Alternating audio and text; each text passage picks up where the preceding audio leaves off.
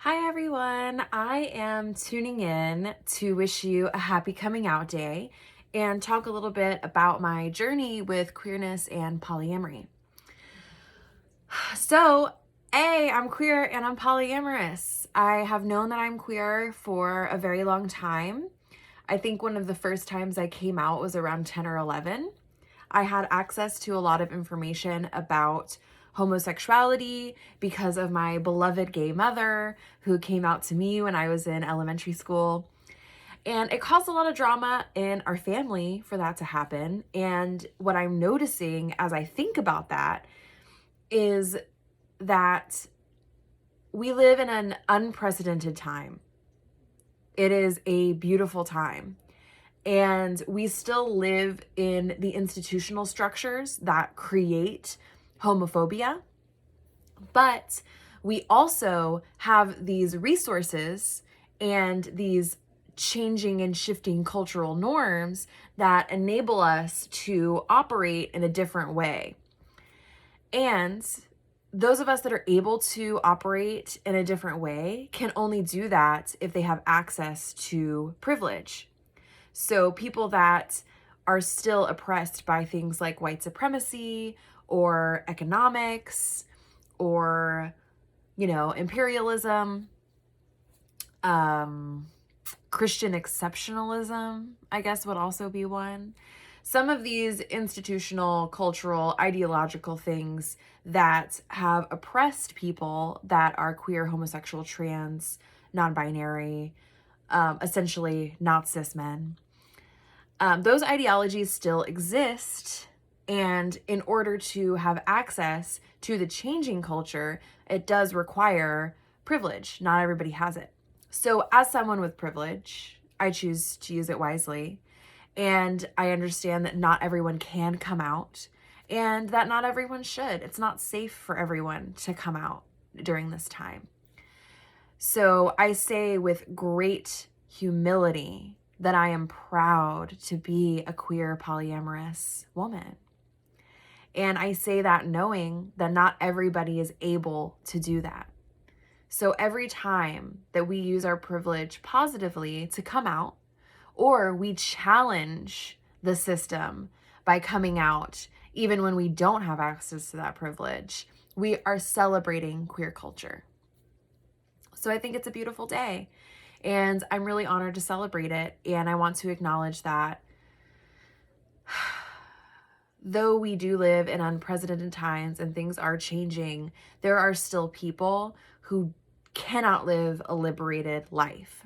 And the only antidote to that is activism.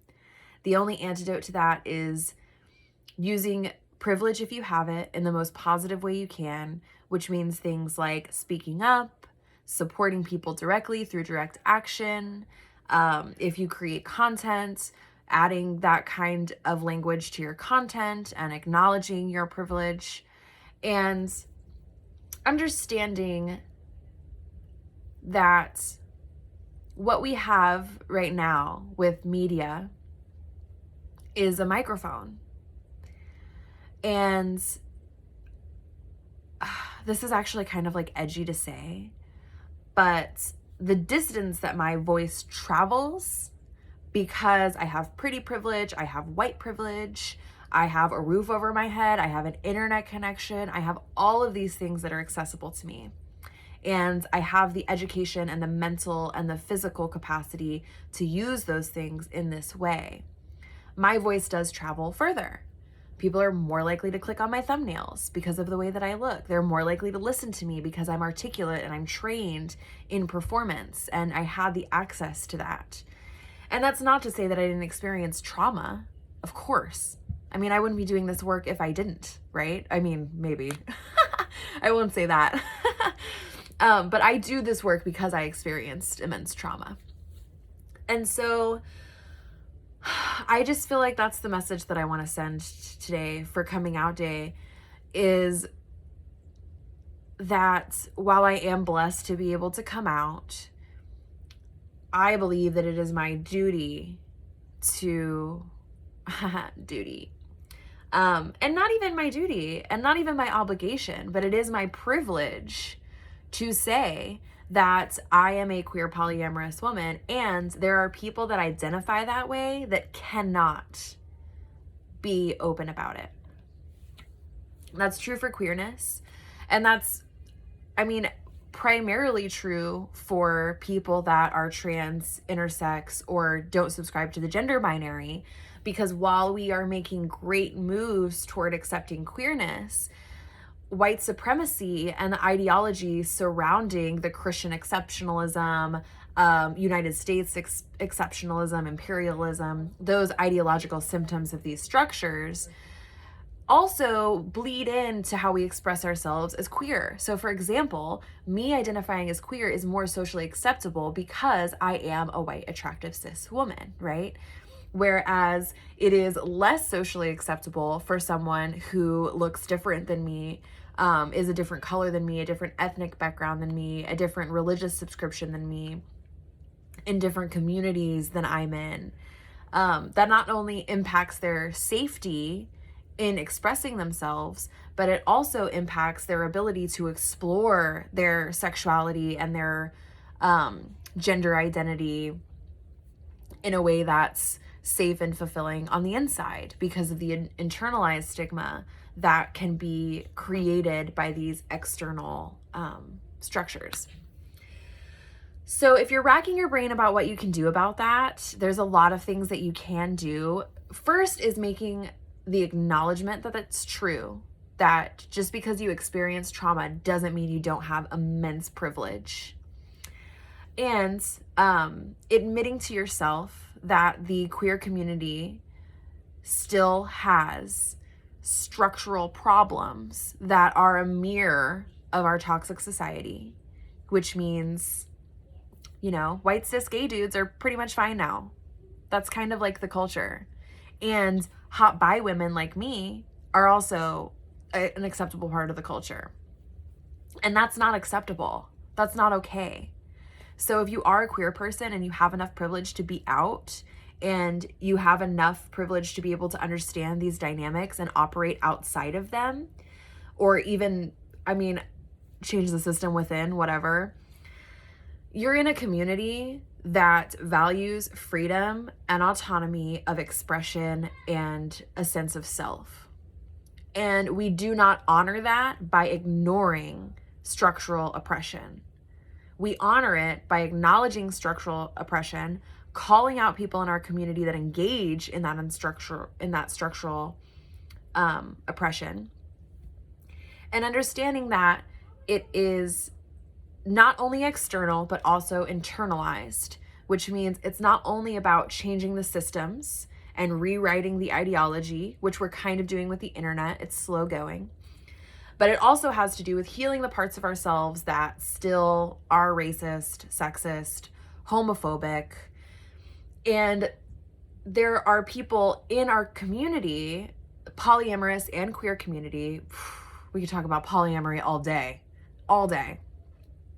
But there are people in our community that are far enough away from their trauma to be able to start their own healing, and then they'll be able to heal the people around them in their community. And the important thing to remember about this, about all the shit I'm saying, is that some people are still really experiencing the trauma daily. That includes murder and violence.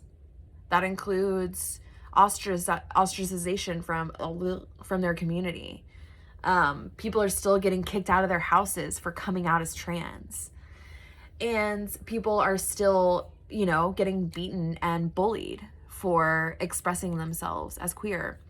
People are still worried about losing their children, custody of their children, because they identify as polyamorous, because they can love more than one person at once, and they know that, and they know how to do it ethically and respectfully. They have to look over their shoulder during a custody situation.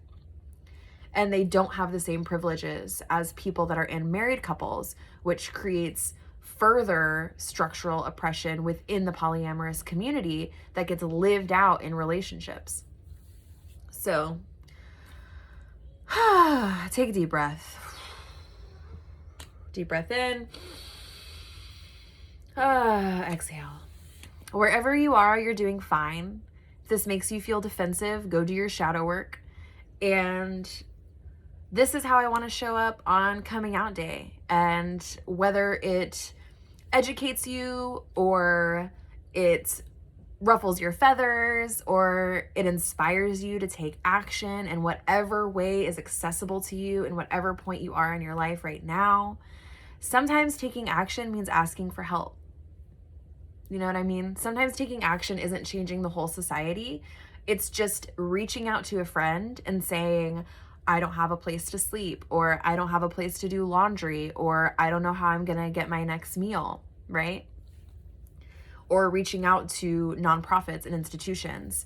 And then also taking action can be sharing nonprofits and institutions that are positive. Research where you're donating, for the love of God. I love you. I love myself. I have the honor of loving myself. And I have the blessing to be able to come out today. And I have so many sweet people watching this that will be inspired in whatever way is right for them. So I have faith.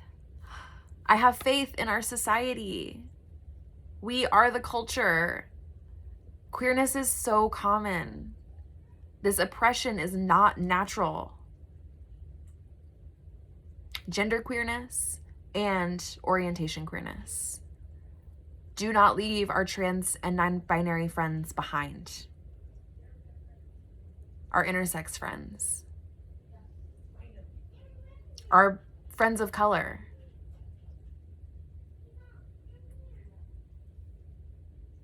I mean, we're trendy right now. That doesn't mean we're not oppressed, but we are trendy.